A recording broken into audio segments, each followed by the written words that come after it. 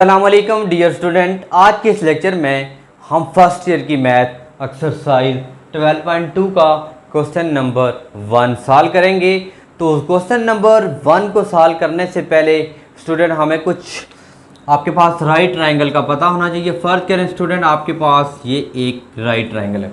अब स्टूडेंट क्योंकि जो आपके पास राइट ट्रायंगल होती है उसका कम से कम एक एंगल यानी 90 डिग्री का होना चाहिए। यहाँ पे स्टूडेंट आपके पास एक एंगल 90 डिग्री को, क्योंकि जो ट्रायंगल होती है इसका जो इंटीरियर एंगल का सम होता है तो उसका 180 होता है। यानी स्टूडेंट ये अल्फ़ा है, इसको मैं बीटा का नाम दे देता हूँ, इसको गेमा का नाम देता हूँ। यानी ट्रायंगल आप कोई भी आप एंगल इसको नाम दें, फ़र्क नहीं पड़ेगा। ए है तो हम ए का नाम देंगे, बी है तो बी, तो सी है तो स्टूडेंट आपके पास सी का नाम देंगे। एक ट्रायंगल है उसके 3 एंगल और 3 ही साइड होंगी, तो यानी ये स्मॉलेस्ट पॉलीगॉन होती है, तो इसमें 3 एंगल और 3 ही साइड होती हैं। तो स्टूडेंट यहाँ पे एंगल के आपके पास यहाँ पे इसको बोलते हैं परपेंडिकुलर, ये बेस है और ये आपके पास हाइपोटेनियस।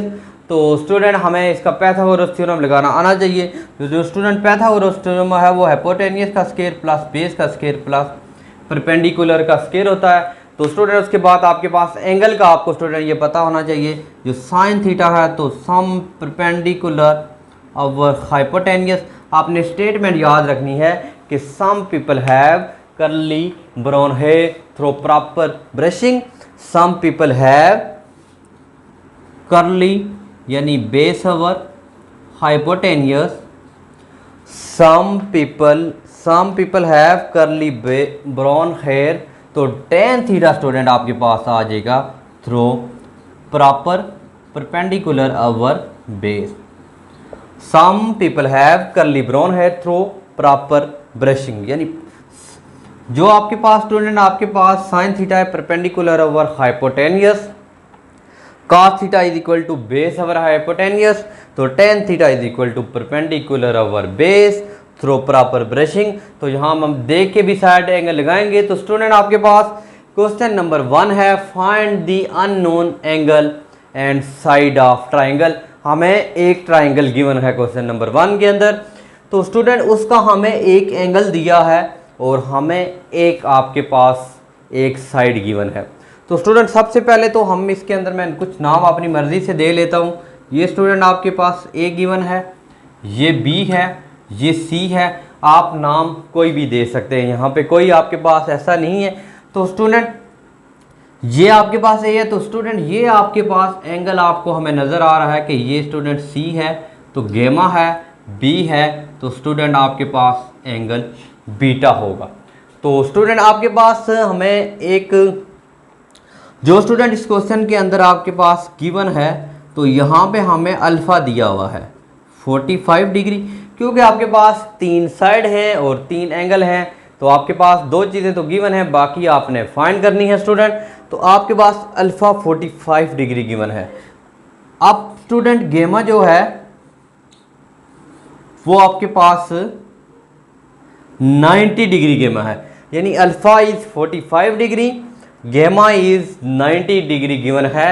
तो स्टूडेंट आपके पास एक साइड दी है, तो मैं ए के सामने ए वाली साइड, सी के सामने सी और बी के सामने स्मॉल बी लिख सकता हूँ। ए के सामने ए, तो ए की गिवन है, आपने सी फाइंड करना है स्टूडेंट, इसमें आपने करना है सी फाइंड। एक तो पहले स्टूडेंट आपने बीटा फाइंड करना है, बीटा फाइंड करना है, उसके बाद स्टूडेंट आपने बी भी फाइंड करना है और स्टूडेंट आपने फाइंड करना है सी भी।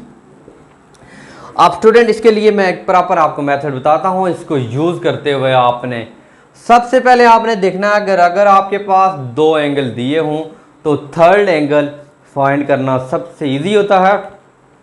हमें पता है कि सम ऑफ अ इंटीरियर एंगल यानी सम ऑफ अ ट्रायंगल जो है, तो तीनों ट्रायंगल का जो सम होता है वो आपके पास 180 होता है। तो स्टूडेंट इसका सोल्यूशन में तो इसके आपने याद रखना अल्फ़ा प्लस बीटा प्लस गेमा इज इक्वल टू 180, यानी इन ट्रायंगल का जो सम है वो 180 के इक्वल होता है।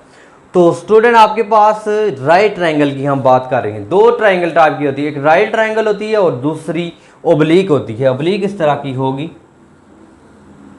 ऐसी ट्राइंगल जिसमें एक एंगल 90 डिग्री का हो, यानी angle is equal to 90 degree.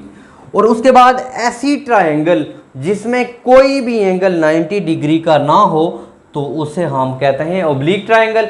उसके बाद एक ट्राइंगल होती है इक्विलेटरल ट्राइंगल, ऐसी ट्राइंगल जिसमें ऑल साइड आपके पास क्या होती हैं, इक्वल होती हैं। और उसके बाद स्केलन ट्राइंगल ऐसी होती है जिसकी तीनों साइड आपकी डिफरेंट होती हैं।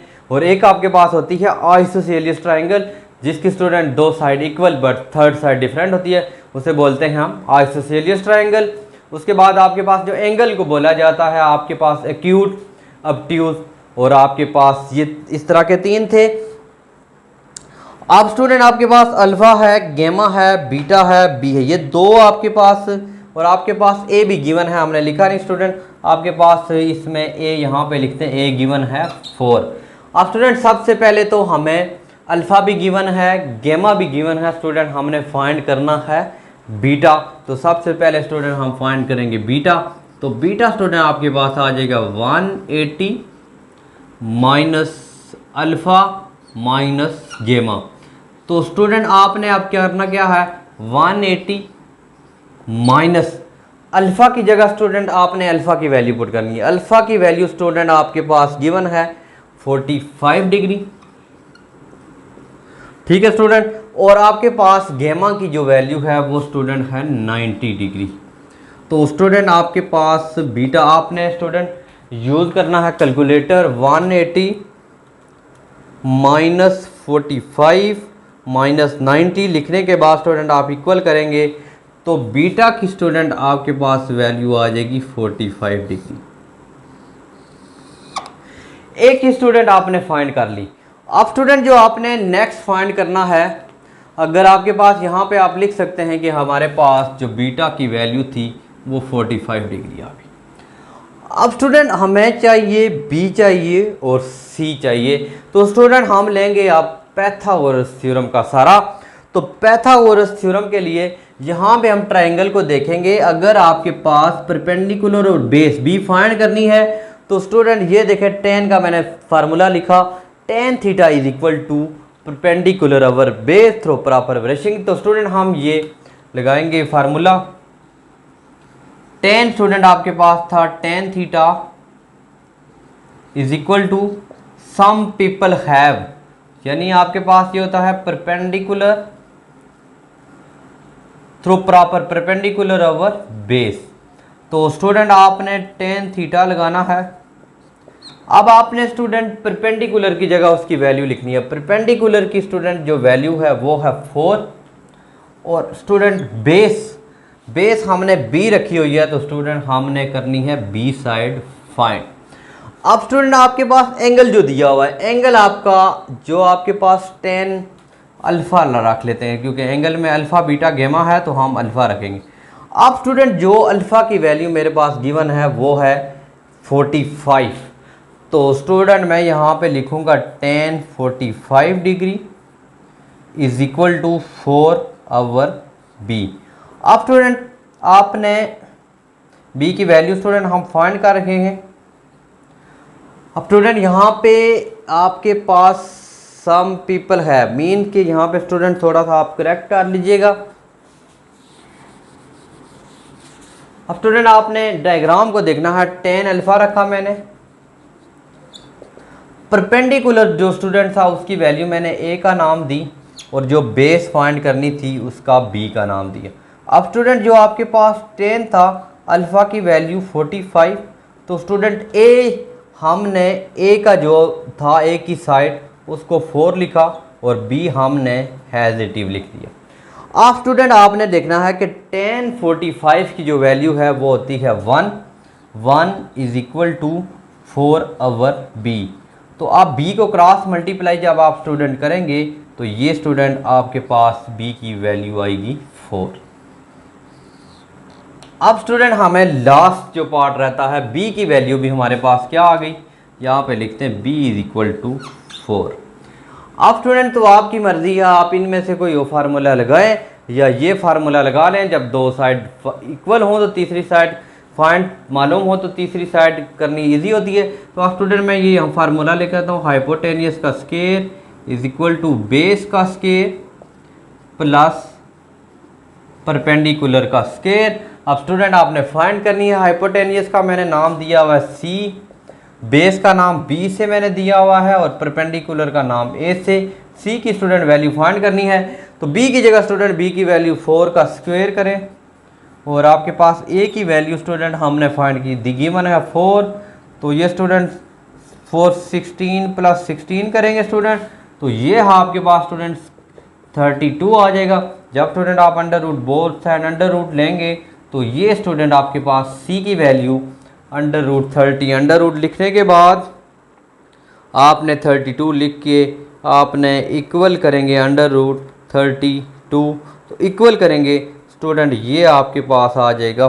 5.65। ये स्टूडेंट आपका क्वेश्चन था। हमने क्वेश्चन नंबर 1 का ये पार्ट आपको किया, बाकी पार्ट क्वेश्चन नंबर 1 के आपके पास सिमिलर है, आपको ट्राई कीजिएगा। अगर कोई मसला है तो आप ज़रूर कमेंट सेक्शन में कमेंट्स कीजिए। इंशाल्लाह हम नेक्स्ट क्वेश्चन 12.2 के जो हैं तो नेक्स्ट लेक्चर में हम आपके डिस्कस करेंगे। तो उम्मीद है कि आपको लेक्चर समझ आया होगा, लेकिन फिर भी कोई मसला है तो आप ज़रूर कमेंट सेक्शन में कमेंट